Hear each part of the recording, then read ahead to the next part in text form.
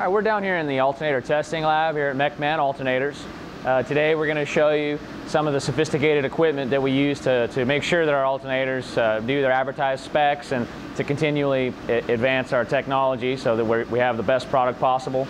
This is one of the most, if not the most advanced alternator tester in the world. It's one of about 5 in the world. This one was built specially for us and has some features that no other alternator dyno facility has. Uses a 55 horsepower motor, so it can turn any alternator you could possibly ever build. Features a direct drive. The torque sensor alone is about a $20,000 piece of equipment. That allows us to measure exactly how much power is required to turn the alternator, to calculate efficiency and some other things. Inside this container here is where the alternator is housed. Get it open. You'll notice that it's completely insulated. That allows us to control the environment of the tester.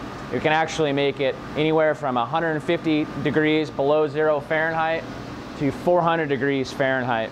That allows us to run simulations, create the type of environment, maybe underneath the hot hood of an engine or in an extremely cold environment. And we can write programs to run these automated tests for up to weeks at a time, non-stop, to actually create the life cycle of an alternator so we can be sure that it's going to be durable.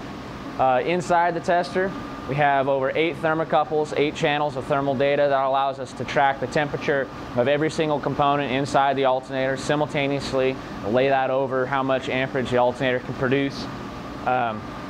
It's a direct drive setup, which actually couples a drive shaft directly to the alternator, so that way we can be sure that our data isn't thrown off by a belt slip or any inconsistencies in the drive pulley or anything like that. It's coupled directly to the rotor.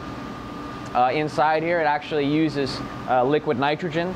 If we want to simulate heating and cooling cycles, many hundreds or thousands of cycles, which is generally what causes an alternator to fail, we can do that by actually injecting liquid nitrogen onto the alternator and then heating the environment back up and down very rapidly. So it's an extremely sophisticated machine, and it's a great tool that allows us to stay ahead of the curve when we're designing our alternators.